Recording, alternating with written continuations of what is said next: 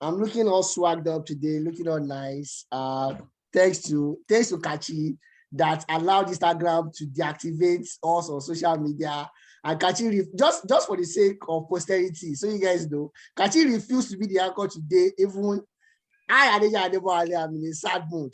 Welcome to the show. My name is Adeja Adebowale. Is it the best sports show in the whole of the universe? Is News Instanta Sports.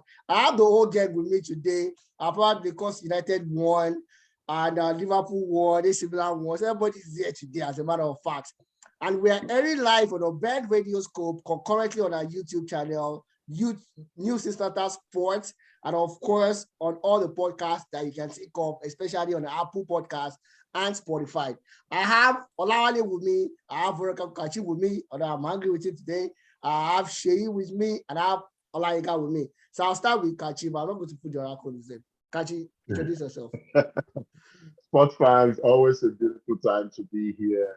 It's a popular saying we have for those who went through the Nigerian schools that you must be available under the sun or in the rain. That is why I refuse to stand in for Debo. League leaders change hands in England. League leaders change hands in Italy. And fantastic drama across the rest of Europe. All this we will dissect. Stay tuned. All right, perfect. Shay. Hello, sport fans. Welcome to today's show. And you can see me with my Manchester United jersey. United is flying. Anyway, I'm sure we'll be discussing that in the show. Welcome to the show. All right, perfect. Olayinka. Hi, sports fans. It's great to be here.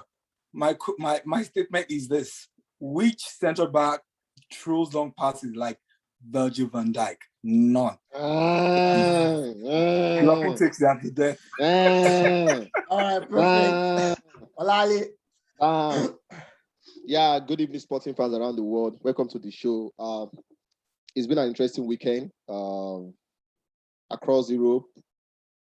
Most importantly, in Spain, the Pep number 2 was his name. Xavi lost his first game. A bit of reality check for him. She said it yesterday, last week when I was probably praising for the few wins he recorded so far. Let's see whether I can qualify them for the knockout stage of the Champions League. The least they should be expecting is Bayern doing them any favor. So it's going to be an interesting footballing week. All right, perfect. Thank you very much, Olale. We'll jump straight to the world of Formula One.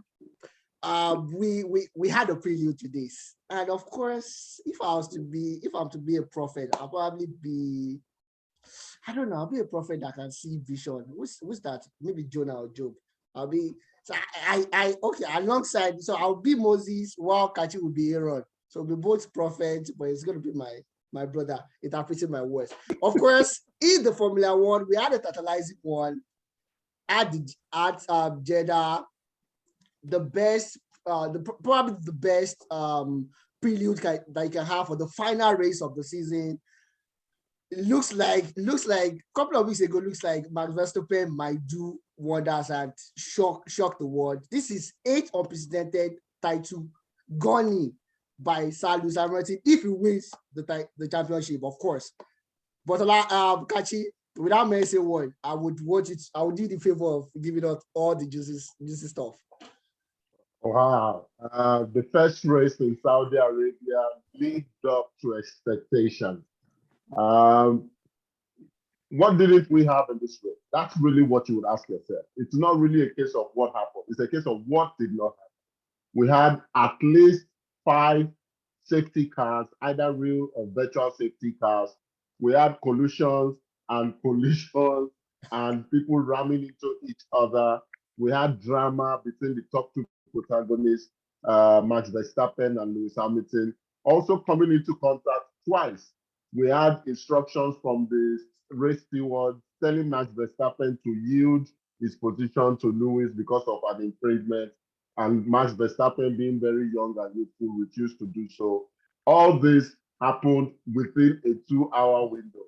Wow. Verstappen went into the race needing to consolidate his lead, his 8-point lead.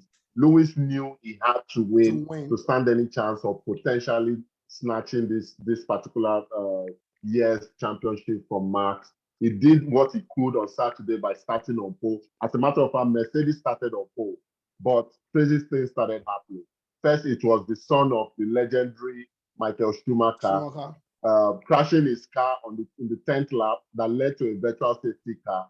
And when they resumed at the 13th lap, there was another crash by Maki Tsunoda, the young Japanese boy, that led to another virtual safety car. But this time around, Verstappen took the lead. And it continued with different dramas happening until the 45th lap, when he eventually was overtaken by Lewis Hamilton. In spite of that, he still had to serve a 5-second grid position penalty, time penalty rather, but that did not come back to haunt him. He finished second on the race. Lewis also got the extra point for the fastest lap, which means that they are going into the final race of the year in Abu Dhabi next week, level on points. It's pretty much winner takes all. Whoever finishes better than the other. If Lewis finished first, Max finished second, or the other way around, or second finished third, or third finished fourth, whatever happens, whoever finishes better ahead of the other one, it's going to be is going to win. Unfortunately, we've said this over and over again that Max is the best person to topple Lewis, but that young man drives as if there is no law. I told Wale during the production call that it reminds me of the popular saying, "Get rich or die trying." Look, Max Verstappen has no fear. If Lewis thinks that Verstappen would, the nerves will come up on him, or the nerves will get the better of him, I don't think so. It will take a silly mistake. Max Verstappen is the real deal, and we're in for a cracker next week. All right, perfect. Before we move to basketball, Kachi, I'm still going to stay with you, and I'm going to ask you this question, right? 8 unprecedented. If he wins next week, it's just a matter of time. You're still going to win the unprecedented 8 title. Anyways, it's just a matter of time. Yeah. If not this year, next year, right? And we know Michael Schumacher is like probably the best of all time to some people. And some people that are going to tell you is Lewis. But we need to consider the fact that Schumacher had his own running and all. If Lewis wins in Abu Dhabi next week, is it safe to say that the story of who is the best, like Jay-Z or Nas or Biggie or Pac, is over? We should not even talk about. We should not bother talking about it again. It's so like, okay, like a nervous that I am. So anybody can ask me on the street that Adebo Ali, who is the best F1 racer of all time, I should just say Lewis Hamilton if he wins next week, or that does not change anything. No, it doesn't. It really doesn't change anything. It's similar to what is happening in NBA. We have, I can't remember if it's Chamberlain or Kareem Abdul-Jabbar, I'm not sure who has about 11 NBA championships across the NBA and the ABA. Sorry, I think Chamberlain. I think it's Wilt Chamberlain. No, it's this man from Celtics, Bill Russell. Oh, it's Bill Russell. Thank you very much. Yeah, Bill Russell with 11 rings. Yet everybody still calls Michael Jordan the greatest, even though he only has 6 rings to his name. Because of the driving style of Michael Schumacher. If you watched him, racing against Ayrton Senna and the likes of them, you will see that there will still be people who will tell you Michael Schumacher is the best, especially if you have a soft spot for Ferrari. It boils down to which team you like. Right now, there are people telling you that with 4 rings, LeBron is better than Michael Jordan. With 4 rings, while other people will tell you, but LeBron has lost 6 finals as well. So there are arguments, and I don't think it will end with an 8th championship. Lewis already surpasses everybody in Formula One. He has 103 poles, almost 30 poles better than the next person. He has 103 race wins, almost 19 wins more than the next person. He's equal in championship with Michael Schumacher. The 8th will definitely put him in the Mount Rushmore, but the argument will never die. That's really what we want as sports analysts. We don't want the arguments to be unanimous. All right, perfect. So Kachi, I'm sorry that I'm on you, but is it safe to say Michael Schumacher is like the Roger Federer of tennis, while Lewis Hamilton is Is it Lewis Rafa Hamilton is Nadal like, or yeah, Djokovic? or Djokovic. So the style attracts you. Sometimes we don't look at the championship, we look at the style. Yes. Sometimes people want to see how you play. Are you magnanimous when you win? Are you a Uh-huh. sore loser? And I Uh-huh. think that's one thing that may play against Max Verstappen when his own career also comes to this Lewis Hamilton's level. Level. Lewis is pretty aggressive. A lot of people have said Lewis has never won in a car that was never the best any year. You can't take the kind of argument they have for Sebastian Vettel using a Red Bull car that was clearly second best to a Ferrari during his own time. And he won 4 straight championships with Red Bull.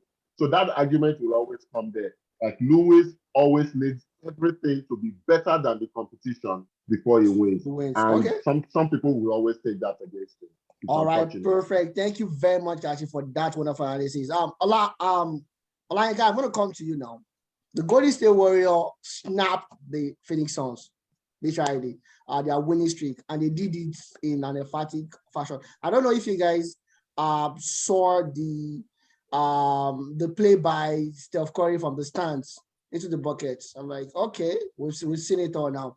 But realistically, with these, and the coach of the Phoenix Suns, of the Suns, coming out to say the final from the West is going to be between the Golden State Warriors and the Suns. And we still have the Clippers, we have the Lakers in the same West. Is it safe to say that this is an overt assumption, or I don't know, a wrong statement? Let me put it that way. Yeah. Debo, I look at it from two sides. One, when you look at the current form of both sides, they're doing awesome. I mean, 23 games played by both of them. They won 19, lost 4. I mean, that's the championship winning statistics. Form. However, when you look at the fact that we still have quite a long way to go, we're looking at least 80 games, right? Per team, minimum of 80 games. So 82, yeah, 82 to be exact. So 23 out of 82, it's like 1/3, right? Yeah. However, to a large extent, you can determine where your teams will end, given their current form. Warriors are doing very well. They have 23 points as if it's running out of business. I mean, Steph is just dazzling. And not only that, the support cast without Klay Thompson, they're rising to the occasion. Green is doing well. Poole, that young lad, is coming more and more into the game. He looks like someone that is ready to inherit the leadership structure at Warriors. He's someone who is ready to take over from Green and Steph Curry once they decide to leave. They're doing very well, and there's no doubt about it. Warriors will, from my own perspective and from my own assessment of that current game, they're going to end as top 2. For Phoenix Suns, yes, what they have going for them is they have a compact team, the same team, the same key players that took them to where they ended last season. They're still there, and they're doing well. Apart from Chris Paul, the young lad again, Devin Booker is doing wonders. I think he's been playing with Michael Jordan for a while, because the trick shots he takes, the way he hangs in the air, is defying gravity at times. It amazes me. So for their coach to come out to say that, I think he has a very valid point. He has valid points. Okay. At the same time, it might be too early to categorically say that those two teams will end as top 2. However, all fingers point to them getting close to that assertion. All right, perfect. Thank you very much. I echo with your sentiments. Olale. Now, the same Western Conference, we have the Lakers, and but the problem is, we understand their problem. At the start of the season, we saw it in their preseason.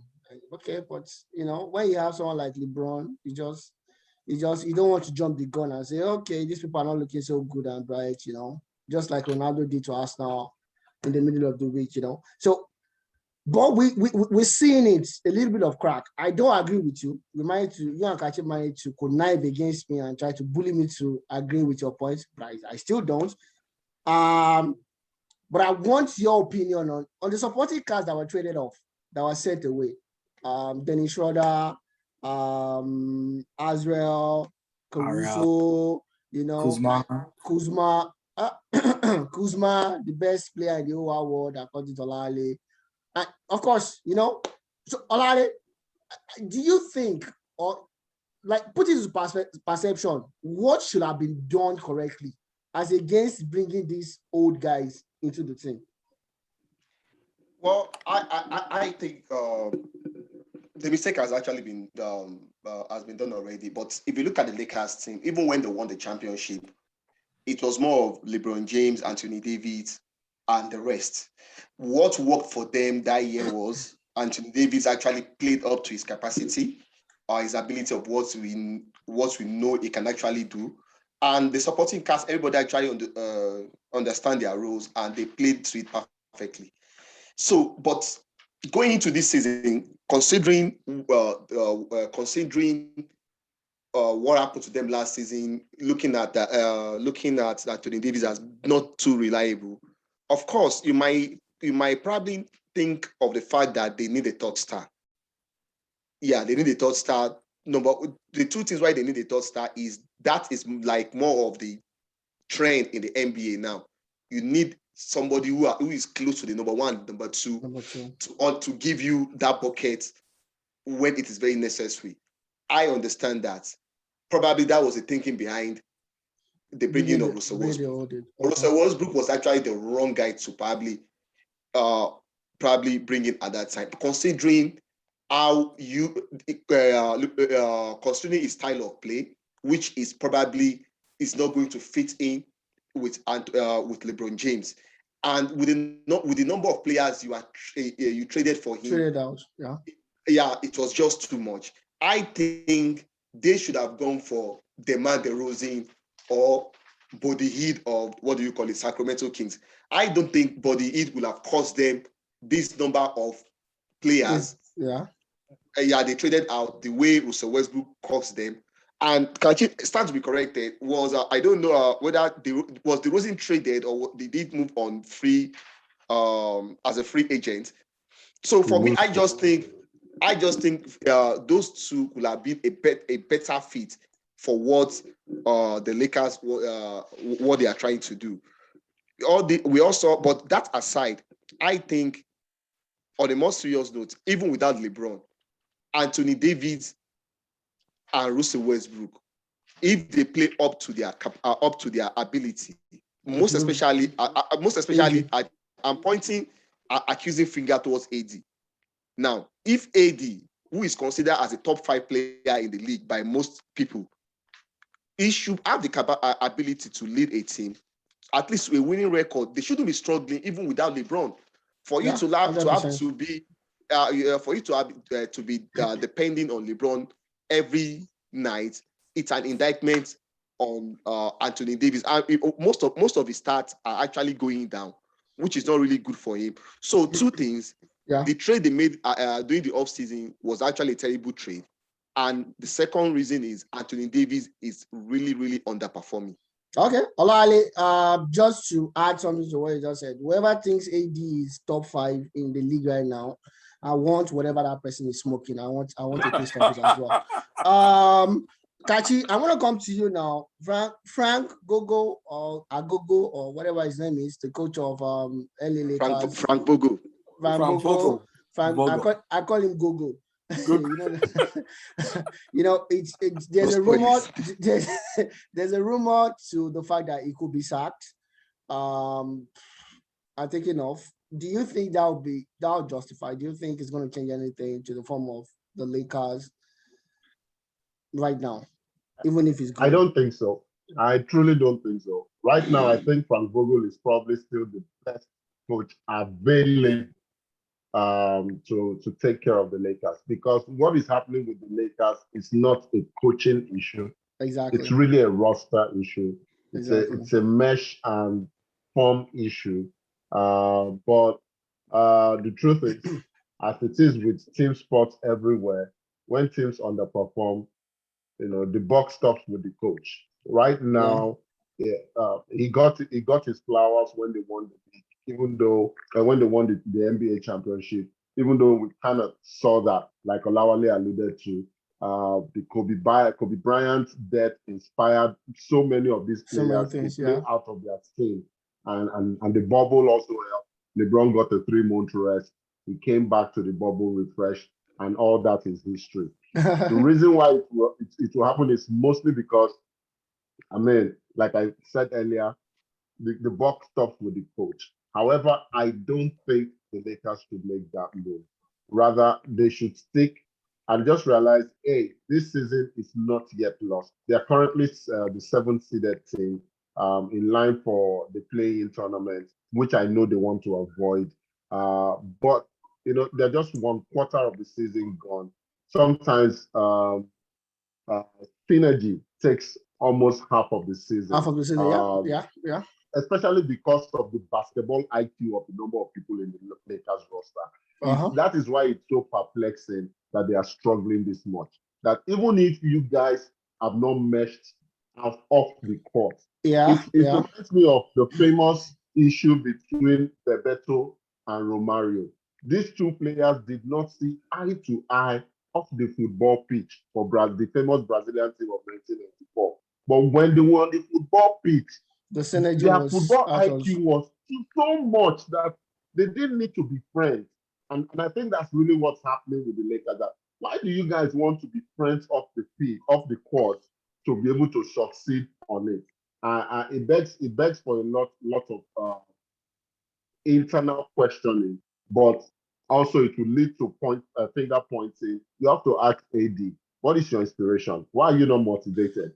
Russell Westbrook, there has to be questions. Even when you sack a Fanzogo, you still need to demand excellence of these players that are commanding so much cap, so much salary, and because of these players, Lakers traded away their future, and every single member traded away is making the new team better. I differ on that anyways. When they were in Lakers, they did not do anything. So it's easy for you to, it's like sending a Joseph Willock to Newcastle and he said scoring 7 goals and he's saying it could have been the best in Arsenal. It's not the same way. You can go to the smaller fish and be flying there. Don't worry, Kachi. I don't want to argue with you. I know I'm not going to win, so I'm not going to argue with you about that. Kachi, I'm going to start with you. Fake COVID vaccination certificate coming out in the NFL, right? And they were caught. That now begs the question. I know I've said on the show that people should be responsible, take the COVID vaccine, and now we have another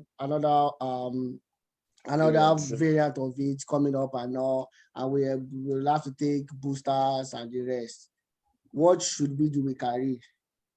The Brooklyn Nets are missing Kyrie. It does not look like anybody's immune to COVID, whether vaccinated or not. What we should do to Kyrie is to respect him as a man for standing up for what he believes in.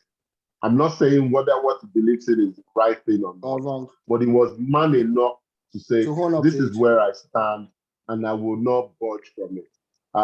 We've seen cases in the NFL, famous players like the Green Bay quarterback, Aaron Rodgers, answering a direct question, are you vaccinated with, yes, I am immunized, with a very big answer. Or this young man that never sees to cause trouble, Antonio Brown, coming up with fake vaccination cards. So these are people who hold a particular belief but could not come up and say, this is where I stand. All up to it. Yeah, exactly. So what we can do with Kyrie is to totally respect that man as a man. I'm not saying what he's doing is the right thing. I'm going to repeat that. I'm a fully vaccinated individual, and I did it based on my own reasons and for my own reasons only. I was not coerced into it. He is not being coerced into it. He knows he's going to lose money.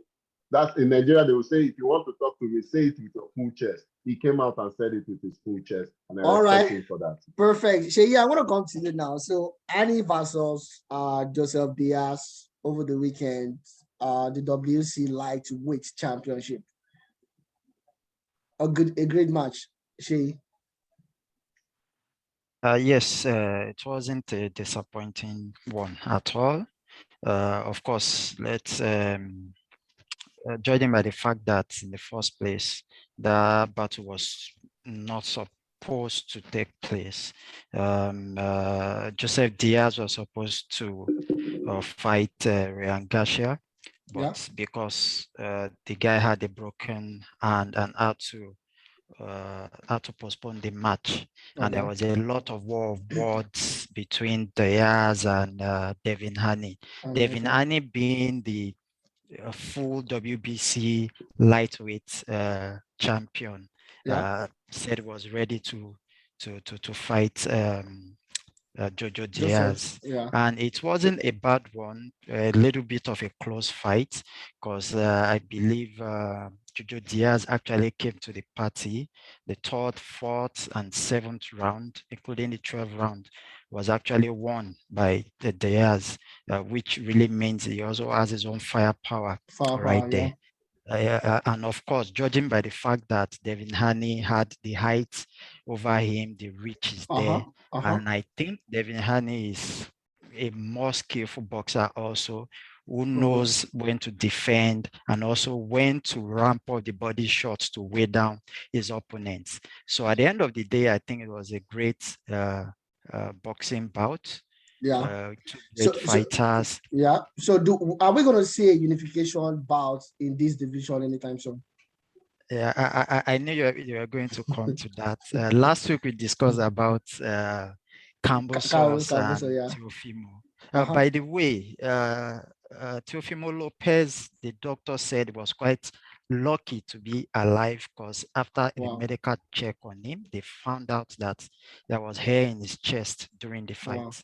So it was quite a slim, close call for him. So we pray he comes back fully and is going to have the chance to be a champion once again in the future.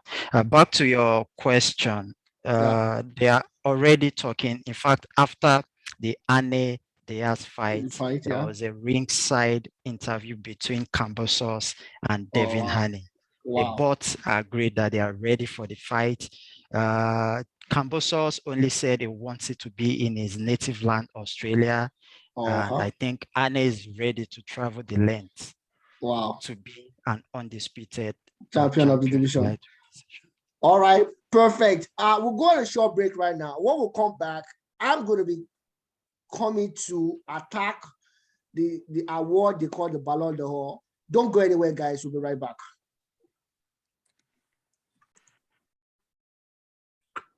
Yeah, they call it the Ballon d'Or. I call it Ballon de Sham. I call it a farce. And this has been a long time coming. I think the first I saw of it was awarding Pavel Nedved the Ballon d'Or way back ahead of Thierry Henry. But of course, Henry did not win the Champions League. Probably that's why. But coming off his strong season, that was a farce. And we saw this gravitating towards and getting more ridiculous every year. At a point, it became a popularity contest. Is it Ronaldo? Is it going to be Messi? Whatever they do.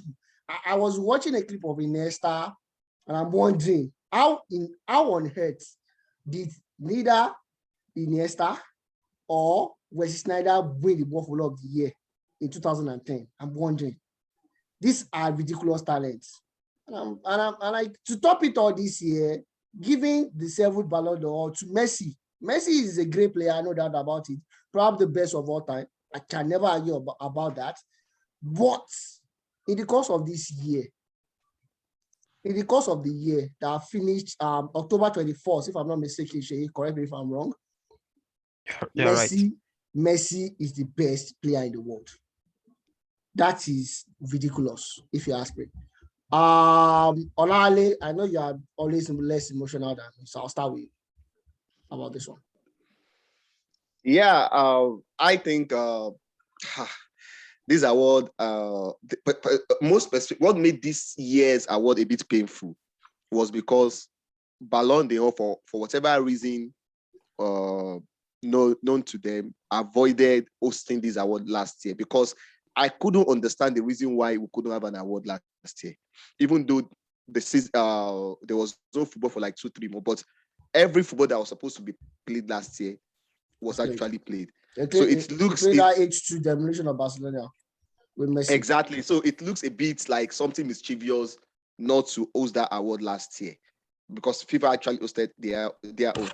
Another thing is, prior to Ballon d'Or and FIFA Ball of the Year, imagine what do you call it? Imagine the two awards in 2009. To an extent, I still give Ballon d'Or even a bit of more credence than, of course, them too. They have some. They probably made some unpopular choice in the past, but at times it still looks a bit more. Owen won in 2001. Yeah, of course, ahead, of course. Ahead of Luis Figo. You could see some of those. Yeah, but I believe them. But of late, it's become something of more. It's becoming ridiculous. Let's to be sincere. Like you said, you couldn't understand why Iniesta or didn't win any Ballon d'Or throughout his career. But specifically, let us focus on this year.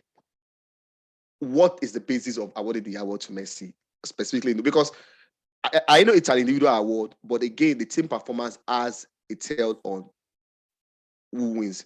And we know Barcelona has been a shambles throughout the year. From last season that ends this year. Yeah. And since he joined PSG from the beginning of this season up to the time that the award, Messi has not done anything. And I think one thing people should consider, it is called the year, not the season. Exactly. It is called the year, which means by the time you are looking at the year, you are probably looking at 2 seasons. The second part of the last season, and the first part of this season. Exactly. If you take a critical look at those, the first part of this season is 0 for Messi.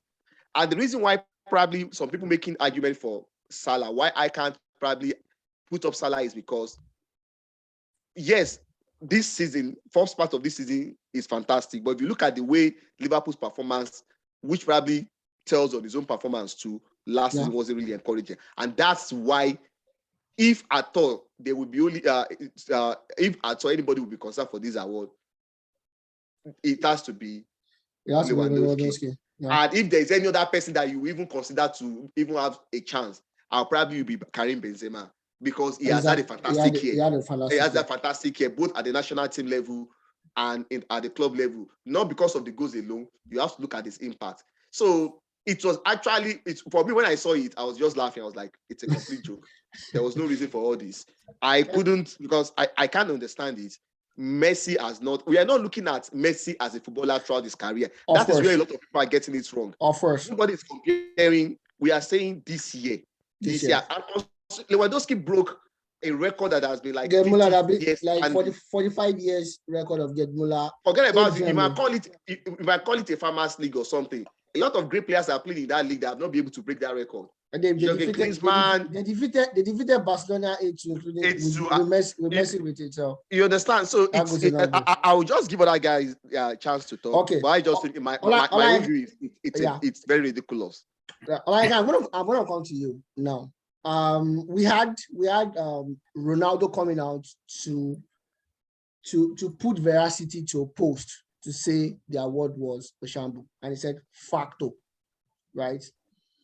I don't think, I stand to be corrected. She corrects me, or Kachi correct me if I'm wrong. I'm not sure N'Golo Kante made the top 6 players in the world. I'm not sure. I'm not sure he's part of it. It was 5th. It wasn't there. What? It was 5th. He came 5th. He came 5th. It was not. Kante was 5th. It was not on the top 4 for the year. Karim Benzema came 4th. Am I correct? Yes. Karim Benzema came 4th, which is excellent. At the point, Karim was the best player in the world. At the point last season, Karim was the best player in the world. Now, do you agree with Ronaldo saying facto? And do you think him laying credence to the fact that the award is a sham is about time that we rejig and see a better way to either remodel this award or discard it? Because if they keep coming up with different things every year and it's losing its credibility, then it doesn't make sense at all. Yeah. Olayinka. Yeah. Debo, honestly, it's a very passionate topic and also controversial at the same time. And I'm sure that this year's results is going to go down in history as probably one of the most controversial one. However, we need to, I did some digging and we need to look at things constructively. Personally, I believe that Messi shouldn't have won it. But when you look at the criteria that were applied, you probably need to take a second thought about it. For example, the journalists that voted in the Ballon d'Or, they were required to take into account 3 key criteria for their top 5 rankings. The number 1 was to look at the individual and collective performances during the year. Mm-hmm. Secondly, the player class. What do you mean by player class? In terms of talent and fair play. Then thirdly, they also look at the player's overall career.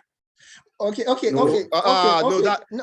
a sham. But does that make overall sense career, to anybody? Overall career. Considering overall that's career actually the third criteria. Yeah, I know it is. Then there is no need. To an individual award. That means Ronaldo and Messi are going to win every year because they've been the best 2 players over the last 15 years or thereabouts. I was just going to that. Sorry about that. Okay. Go ahead, please. Go ahead.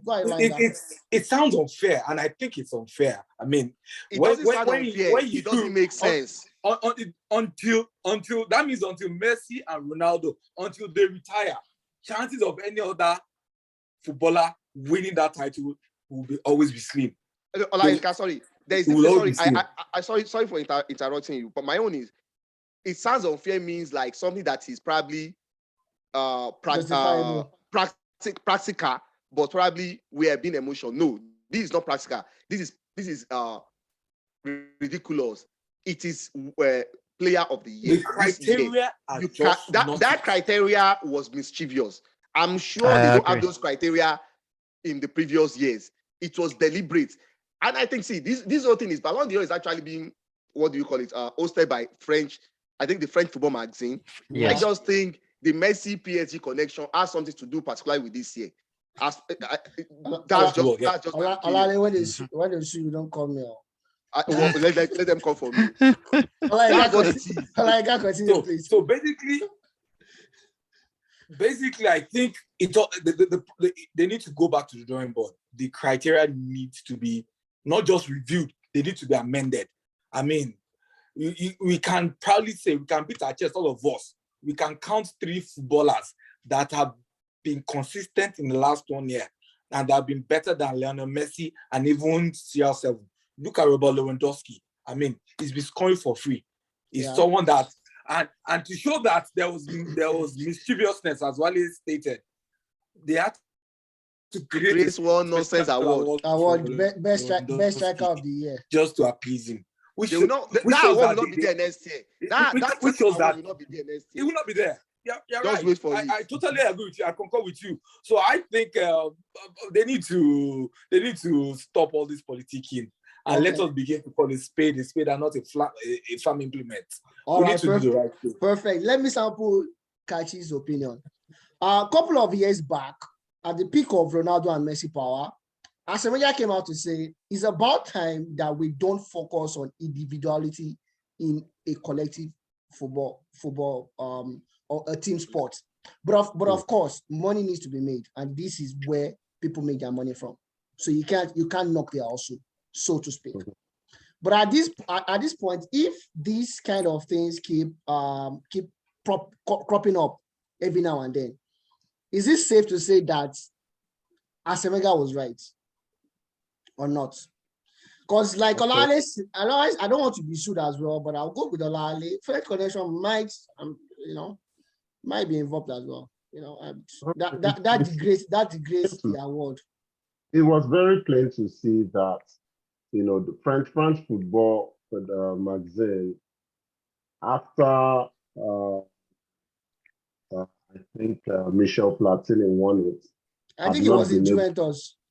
I think it was in Juventus. It was in Juve then. It was in Juve. Yeah, no, I'm just saying they've not been able to give that award to a French national. I can't remember any other French national that has won that award since Zidane? Michel Platini I won think it. Zidane. Oh, okay, Zidane. since Zinedine Zidane won it when it was 3 times. I think it was either the first or the second 3-time winner of that award. It was basically a case of everything falling into the laps of French football magazine to say, this young man is already in our country. We might as well give him. And now it is let's clearly point out something that the person who released those criteria tells you, right? I think the person is an American. I think it was after that American sports journalist had voted that they came out to say, hey, this is the criteria that they asked us to use. And there's always something very interesting. It was when the Americans became interested in how FIFA awarded World Cup and the World Cup hosting rights that we saw the fall of Sepp Blatter and the likes. So it tells me that there is now some kind of vested interest that would make French football and even FIFA as a whole sit up. Because up until this year, we never knew the criteria. What the criteria for selecting the awardees were. But it tells us clearly, and every other, in fact, I'm just re-echoing what Olawale Olayinka have said, and even yourself, that if we use that third criteria, even if we give it just a 30% weight out of the 100%, then nobody out of Ronaldo and Messi. That just goes to show you that Ronaldo should be on the podium. If they use that criteria, Ronaldo should be on the podium. Coming back to your question, Arsene Wenger has been a lot of things. And don't forget that Arsene Wenger was a minority looking in. There were certain things he couldn't do because his hands were tied. And when they call the winning coaches of Champions League, he cannot sit there. They call winning coaches of, so that means I'm saying if they have a special dinner or a special lunch, he can't sit in that part of this. Yeah. So he's speaking as the biggest voice speaking from outside, right? He has been right about so many things, but we rightly know, money controls everything. The sport of football, and unfortunately, these people tilted towards who will get them the more jersey sales, the more press clicks, the more debates like we're having now, and it's good for French football magazine, not French football itself. So yes, Wenger was right. If that's what you wanted to say. All right, Shay, when they asked Jurgen Klopp, they said, they told him who the footballer of the year was, and he's like, okay, considering his career, no problem, it's fine. But for this year, if Lewandowski is not the winner, I don't understand what they're doing. Do you agree with Jurgen Klopp 100% about that? Because I know most times she is only the dissenting voice that will be like, okay, Messi is the best player, so he should win. Debo, do you know the best thing I enjoyed in Jurgen Klopp's interview that day? Guess what? He asked a question. It was like, okay, sorry, who were the guys that have voted? The journalist told him journalist. Then he told them, it's not my problem.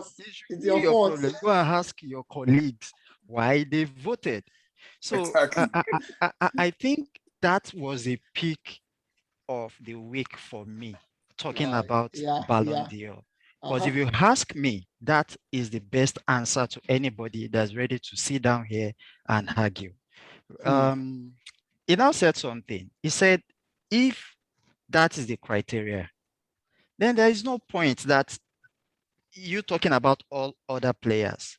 If Lewandowski cannot win the award this year, then there is no chance for anybody till these guys leave football. And I think that is actually the truth. Because if you decide, or if you decided not to host an award in a year where everybody played and won trophies, and Trophies. other associations decided to hold their award ceremonies virtually or physically, whichever way. And it was only football, France football, that decided not to host. And Host this theirs. year, they decided to give it to Lionel Zoom out, Messi Ronaldo. and created a sham award, striker of the year for Lewandowski. It's such a shame that football is turning into something else. But like I said, the journalist voted. I don't think it was football geniuses that voted for that award. And I think So I on think the, that, I think the captains so on of that, national team on too. that, so I think on that level, I would just like give it to them. Let's sit back and see what will happen with the best, FIFA best. Hopefully, this time around, coaches and club captains vote for this. Let's see what is going to happen. Okay. FIFA best, sorry, the FIFA best sometimes looks like I like this person, I don't like this person. That's my I own think it will problem be with more that one. holistic.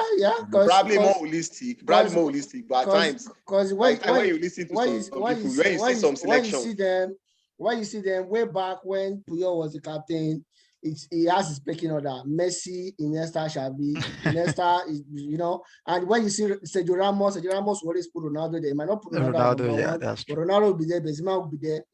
It's somehow. Anyways, this is kind of things that we would see across the globe. But let it be known that this is not an award. It is not an award. It's a direct attack on the credibility of football. It's a direct reversal of role or a bad thinking that now we have people that their hands are greased to make all this kind of votes and bring out all this kind of. Now what ball up there is now cumulative of your career. Is exactly cumulative balance. I don't want to think much about it. Cumulative GPA. Yeah, cumulative GPA. Exactly. And we'll talk about it all we know. I still agree with myself. I don't like to argue with most people about it. I still agree with myself. Messi is probably one of the best players of all time, but we see him struggling without the tiki-taka football. So it just goes to show us everything that we need to know about whatever it is that we're seeing in world football today. Sheyi, I'm going to stay with you. Vini Jr., we spoke about him last week. I swear on my mother's grave, this guy is playing against us. Don't pass to this guy. He's playing against us. That was the words. Those were the words of Karim Benzema last season. Now this guy has turned around this season, doing pretty well, wonderfully well. And we tend to think about it and start thinking about like, okay, I remember a certain Kaká that came from Brazil. It was a nobody. He had to take the role of a certain Rio Costa that was like one of the best number 10s in the world back then. We saw a Dida that looks like his career was not so good, turning to one of the best goalkeepers in the world. We see players like Massimo Ambrosini. We see players like not Costa Cota, Kaka Kaladze. We saw them. And of course, I know Kachi will agree with me. This boils down to the impact of Carlo Ancelotti. 100%. I stand to be corrected anyways. And we are seeing this. Yeah, I was saying this in Vini Jr. And I pointed this out to Olali before the show started that most coaches will take the safer route. I have an Eliezer in my team. I have a Vini Jr. that I know is so indecisive and so erratic, like an 18-year-old Ronaldo. Why don't I just go with Eden Hazard that I know he has quality? He might not have the form, but at least I know he has the quality. Jose will do that. Will do that. So, Sheyi, the question I'm posing to you is, how much of influence do you think Carlo had on this guy and the team as a whole? We're seeing Camavinga as well. I just want to echo your thought on this. Yeah, I think we've had this discussion sometimes earlier in the season, talking about the influence of Ancelotti and also talking about his technical abilities and the way to get the best out of players. without even having issue with the big guns in the team. So I think that has been so fantastic. Talking about Real Madrid success this season, they've been on top of the Spanish league as if nobody else can catch them. They've been that consistent, even though they started slow, which is expected of a team that is just trying to understand a new coach. Vinicius Junior was so erratic last season. We all thought Vinicius was actually going to leave Real Madrid. Well, now we're talking of a coach that understands temperament and talent. Like I was mentioning sometimes ago about Ancelotti's book, The Silent Leadership. He knows how to influence players. It's not about coming out to chastise them or coming out to have issues, rub egos with the big players. No, he knows how he influences the players, whether they big or the small. And I think that is what is actually working well for the likes of Vinicius Junior, that we know that they are still young, but we know they have the talent. Now it's converting the talent to useful energy. That's what we are seeing. All right, perfect. Thank you very much, Sheyi, for that. Kachi, I know Ancelotti is like one of your mentors as well. So you have one or two things to say about this. Ancelotti is famously called the ego whisperer when he was in Real Madrid, because he knows how to manage egos. I mean, you can look at the team he led to 2 Champions League finals in 2005. As a matter of fact, let's look at it from 2003 when he won against Juve, lost against Liverpool, and won again against Liverpool over a 5-year season. Over a 5-year period. Never did we hear, there was never a scandal, so to speak. He had such an eccentric character in Gennaro Gattuso, playing with mild-mannered and silent Alexandra Pello, and it was like a match made in heaven. You know, the egos in that team, I don't think even the current Real Madrid team has the players with the kind of talent and caliber of people that were in that Milan team. Yeah. Yes, he stayed there with such an eccentric owner in Silvio Berlusconi, who used to exactly. We knew how erratic Berlusconi was when he was owner of the owner, but this man was there for at least 10 years, I believe, if not more than. And then he did the same thing. Florentino Perez is known to be erratic. I am fired out. He says what he thinks. He doesn't care whether you like it or not. We've seen what he thought of Raul, what he thought of Sergio Ramos, Ronaldo. Ika, what he thought of Ronaldo, and even Sergio Ramos. Yet this man managed them. Came to Chelsea, high pressure job, won a league, won an FA Cup. He tells me that he commands the respect in the dressing room, such that he can look at Eden Hazard and tell him, young man, you are too fast. He doesn't really. Hazard can't even say, Hazard can hold a touch. The kind of career this Ancelotti has had as a coach, Hazard would desire to have it, half of it as a player. Even as a footballer. As a player, yeah, that's what I said. What he has done, even as a footballer, winning with, I think it's Fabio Capello or Arrigo Sacchi, winning the league and going unbeaten with Milan. It tells me that man knows how to manage egos. I think it's because he's trustworthy. When he tells you he's going to do something, I think players look at that and they respect it. If he tells them in the dressing room, I will start you, even if you are 18 years old, and the team list comes out and you see your name. When he tells you you are not good enough, you know he's not saying it because he had a vendetta against you. He's only saying it because he wants the best for his team. Ancelotti has always, he's gone everywhere, he's won a serial winner without burning the bridge, which is not something you can say about our famous Jose Mourinho. Why Jose? Why Jose? Why Jose? Just Jose burns the bridge everywhere he burns the bridge everywhere he goes. He went back to Chelsea, right? Yeah, it was he was damage control. And now, Leave because our of what dearest he did Ozil in the second alone. take at Chelsea, he can't get anything, even director of football in Chelsea right Leave our dearest Ozil. Kachi, just to buttress what you said, I was watching All or Nothing, the Tottenham Hotspur edition, and Ozil called Dele Alli that needs to be pampered. And he told him, I'm not your father, I'm not your friend, I'm not your colleague, I'm your coach. And he was brutally honest with this guy. But players like Dele Alli does not need that kind of thing to perform. It's not Frank Lampard, it's not John Terry, it's not Carvalho. And I just to buttress what you said, I'm pretty sure if Ancelotti decide to take the same approach with Vini Jr., we will not be seeing this Vini Jr. we are seeing today. Anyways, that is the next question, Ola Inka. Xavi Hernandez, there was fanfare when he came back to Barcelona, and everybody was happy, except for Sheyi that saw the right. Only Sheyi saw the writing on the wall. That okay, it's not green on the other side.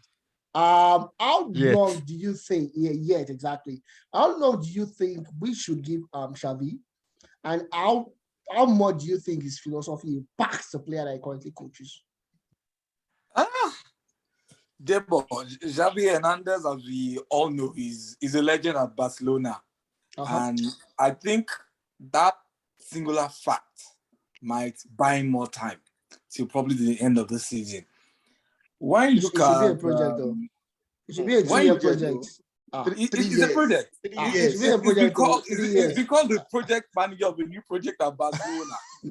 Yeah, exactly. But at the same time, we know how erratic Spanish directors and the hierarchy could be. That's true. They could decide, okay, you're not fit for our project.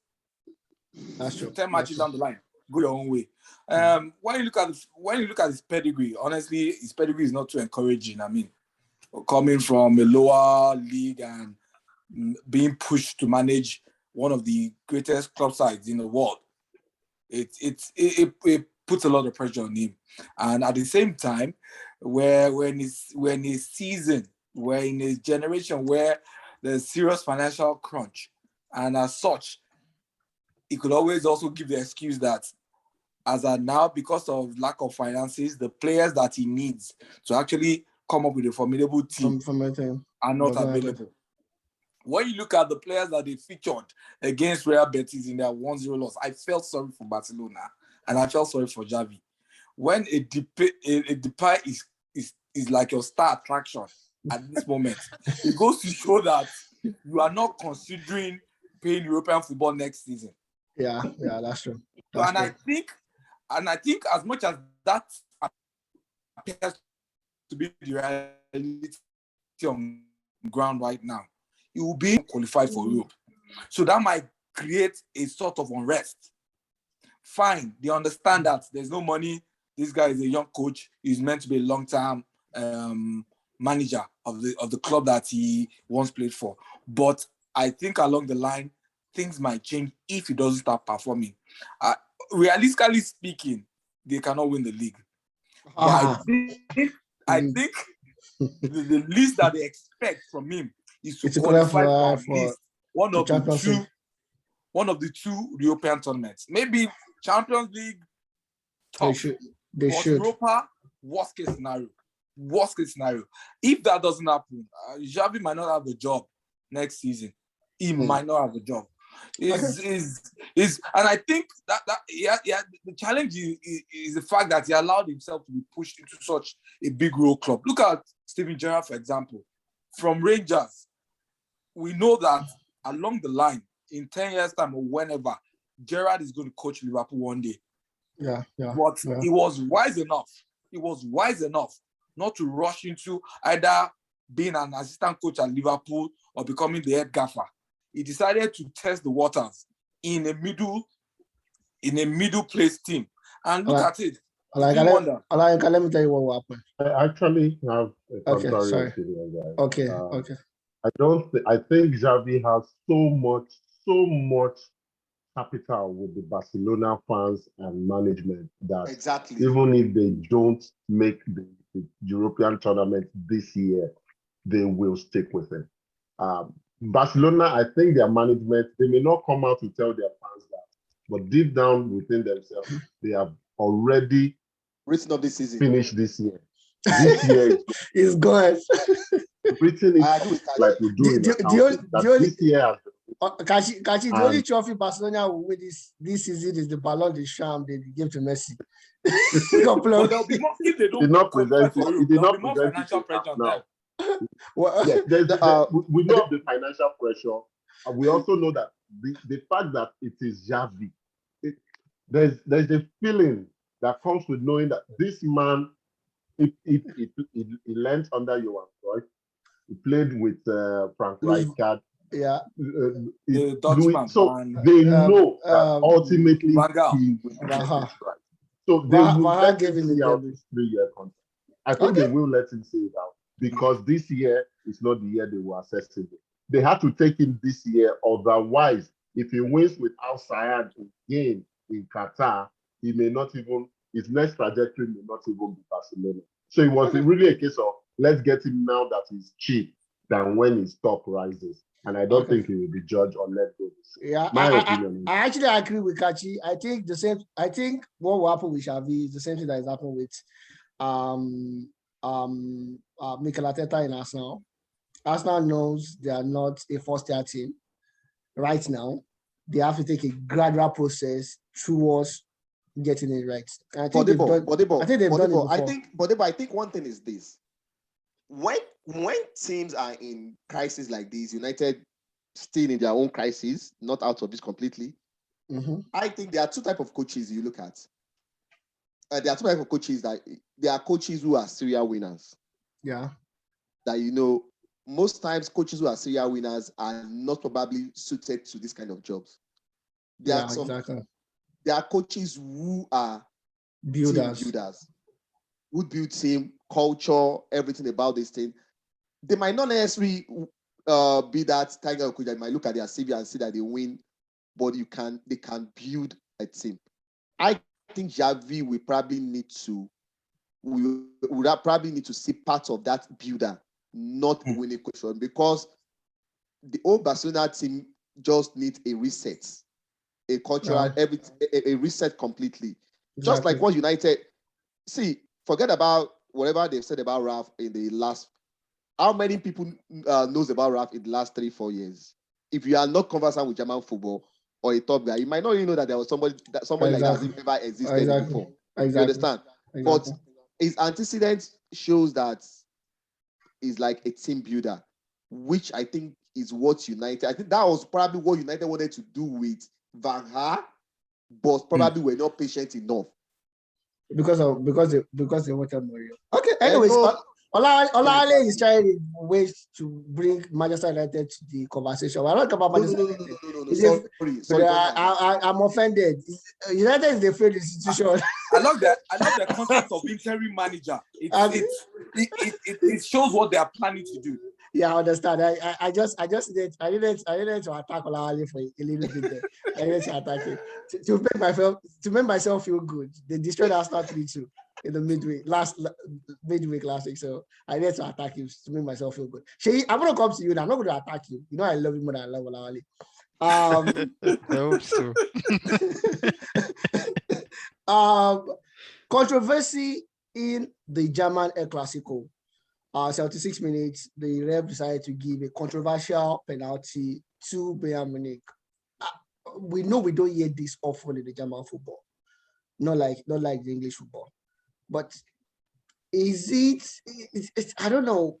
Is it interpretation of the rules, or it's just, or too much referee power, or what could be done to this kind of situations make football interesting, anyways? But what could be done to curb this kind of situation in a big match as such?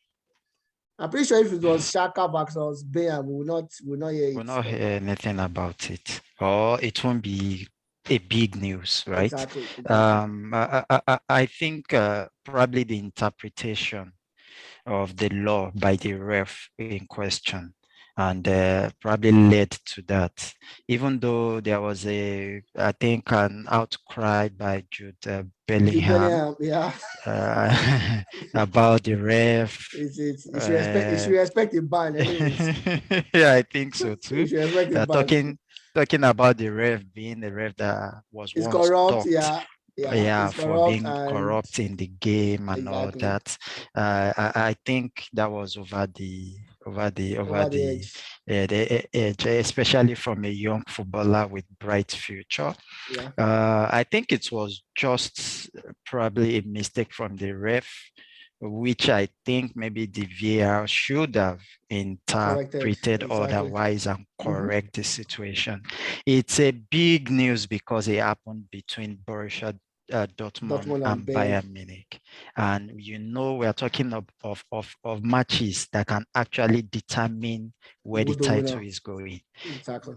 Even if Dortmund is not so close to Bayern Munich on the table, they could actually, those are the teams that can draw points Exactly. from Bayern Munich. So Exactly. when you see such decisions, deciding such matches, it's usually a big deal. So, but Dortmund just need to look at themselves, dust themselves up, and focus on the next game, the Champions League name, which is Okay. very important for them. I think that is what they should concentrate on at the Okay. moment. Kachi, want to say something? I just thought of something really crazy now, and please let me know if I'm crazy. I think one thing we can resolve this issue, because I think what really happened during that day classic is that referees are now, Bayern Munich is now such a big institution that referees are afraid to go against them. Will it stop it if the 5 biggest leagues at the beginning of each season come up with the list of the referees and switch, such that in England you have only German referees refereeing your game all season. In Germany, you have They swap we need like referees. Yeah, we need that swap of referees, and it's so crazy, so bold an idea. But I'm saying so because we are seeing this happening over and over again, especially in Germany. Bayern Munich seem to always get the rub of the grade when it comes to contentious decisions such as this. When it's 50-50, the referees always favor Bayern. You know, you have to beat Bayern clearly before they can actually lose. But when it's contested, I'm sorry, you will not get this result. So it may sound very bold and aggressive, but it's probably something that I will like that resolve. idea. In I like the Nigeria, idea. in Nigeria, we say we need somebody who know they look your face. Basically, we need people like Pierluigi Collina, the famous referee in Italy, that could shout back at players because he was a bigger personality. He had a bigger personality than most of these players. Right now, you can't even shout at Karl-Heinz Rummenigge, the general manager of Bayern Munich, and that's the issue. Okay. All right. Perfect. So we don't have so much time again. West Ham defeated Chelsea. Newcastle won against Burnley 1-0. Southampton drew 1-1 against Brighton and Hove. Liverpool won thanks to David Origi last-minute winner against Wolverhampton away from home. Man City continued their run, defeating Watford 3-1. Brentford played 2-2 against Leeds United. Spurs coming back to winning ways and shooting up as top 5 in the league, won as well against Norwich City. United won thanks to the much maligned Fred goal against Crystal Palace 1-0. Villa played a 2-1 win against Leicester City. Villa are coming up gradually. Sevilla compounded the woes of Villarreal 1-0. I don't know why Nareem did not go to Newcastle. Will have had money to spend. Real Betis won against Barcelona 1-0 away from home at the Camp Nou. At the Wanda Stadium, Mallorca defeated Atletico Madrid 2-1. Real Madrid continuing their winning ways, defeating Real Sociedad 2-0. Juventus defeated Girona 2-0. Atlanta compounded the woes of Napoli 3-2 headed in favor of Atlanta. They are missing a certain Victor Osimhen. Inter Milan killed Morio 3-0. AC Milan won against Salefina 2-0 on top of the league right now, a point ahead of Inter Milan. We all know Inter Milan will win the league. And of course, Dortmund controversially lost against Bayern Munich 2-3. And the Ballon d'Or winner could not save PSG as they drew 1-1 against Lens. That's the wrap, and that's the show. Thank you guys for helping us. Our account has been disabled on Instagram, so we're opening a new one. We'll be telling you about that in the coming weeks. That's the wrap, and that's the show. Thank you guys. Have a wonderful week. Bye.